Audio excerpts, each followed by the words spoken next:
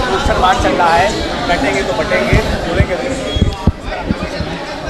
मैं तो उस पर बात रख चुका हूँ कि पढ़ेंगे तो आगे बढ़ेंगे। डॉक्टर बाबा साहब अम्बेडकर ने कहा था, शिक्षित बनो, संगठित रहो, संघर्ष करो। तो हम लोग जागरूक करें लोगों को और वो अपने अधिकारों के प्रति जागरूक हों, तैयार हों अपने छिने हुए अधिकारों को लेने के लिए। उसके ज़रिए जो है उनका जो जीवन है वो आत्मसम्मान का हो, अधिकारों का हो। तो हमने जो नारा दिया है वो यही है कि पढ़ेंगे तो आगे बढ़ेंगे और साथ साथ चलेंगे। कटेंगे बटेंगे जैसे बयान से क्या प्रभाव पड़ता है? मुख्यमंत्री जी को जवाब देना चाहिए। जब वो मंच पे खड़े होके हरिजन और गैर हरिजन की बात करते हैं, बांटा किसने?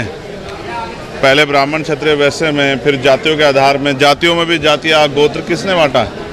आप जानते हैं कि ये सब जो है जिन लोगों ने व्यवस्था बनाई उन्होंने ही बांटा है। बटे हैं सच में। अब जब इस व्यवस्था कैसे तो भी कटते थे, तो भी मरते थे, तो भी बिना अधिकार के रहते, तब भी जुल्म सहते थे, अभी भी सह रहे हैं। तो मुख्यमंत्री शायद जो है उनको एक ही लालसा है कि उनकी राजनीतिक जो है चीज़ें आगे बढ़ती रहें, उनकी पार्टी आगे बढ़ती रहे। उनको ना समाज से, ना प्रदेश से, ना देश से कोई लेना देना नहीं है कि उनके बयान का क्या असर समाज पर हो।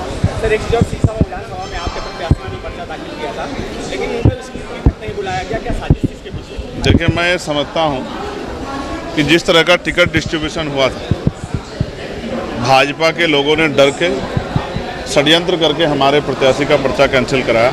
हम इन चीज़ों से डरने वाले नहीं। जिन सीटों पर हमारे प्रत्याशी लड़ रहे हैं बेहद दमदारी से लड़ रहे हैं। मेरा विश्वास है कि आज़ाद समाज पार्टी का प्रतिनिधित्व इस बार विधानसभा में जाएगा। एक जानकारी मैं आपको देना चाहता हूँ, हालांकि ये राजनीतिक नहीं है, मुझे नहीं पता आपके लिए इसके कोई मायने है या नहीं, लेकिन अभी मैं ट्रेन का सफ़र करके आ रहा हूँ वंदे भारत से। C3 जिस बोगी में मैं था, जैसे ही ट्रेन ने बुलंदशहर क्रॉस किया, किसी असामाजिक तत्व ने ट्रेन पर पत्थर फेंका, जिसमें मुझसे आगे 2-3 जो चेयर्स हैं उनके आगे वाले जो एक यात्री थे, उनका शीशा चकनाचूर हो गया, उनको चोट भी लग सकती थी।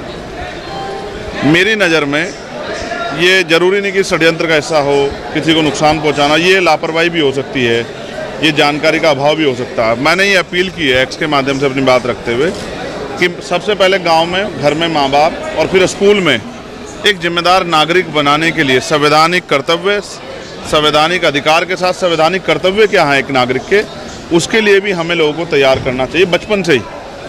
रेलवे की संपत्ति जनता की संपत्ति है, देश की संपत्ति। देश की संपत्ति की सुरक्षा करना एक जागरूक नागरिक का अधिकार है, कर्तव्य है। तो इसलिए मैं देश के जो संविधान में आस्था रखते हैं, जो मुझ में आस्था रखते हैं, जो इस आंदोलन में आस्था, उन सबसे अपील करता हूँ कि कभी भी ऐसे किसी कृत्य का हिस्सा ना बने जिसमें देश की संपत्ति को, सरकारी संपत्ति को नुकसान हो या किसी का भी नुकसान हो। ये अच्छा नहीं है। मैं रेल मंत्री जी से, केंद्रीय रेल मंत्री जी से और प्रशासन, पुलिस से ये मांग करता हूँ। करोड़ों रुपए का नुकसान भी रेलवे का और जनता का नुकसान है। तो कभी कभी गैर जिम्मेदारी में, लापरवाही में हम अपना ही नुकसान करते हैं। तो इन सब चीज़ों से दूर रहना चाहिए। इसका नुकसान होगा, कल उन पर कार्रवाइयाँ होंगी।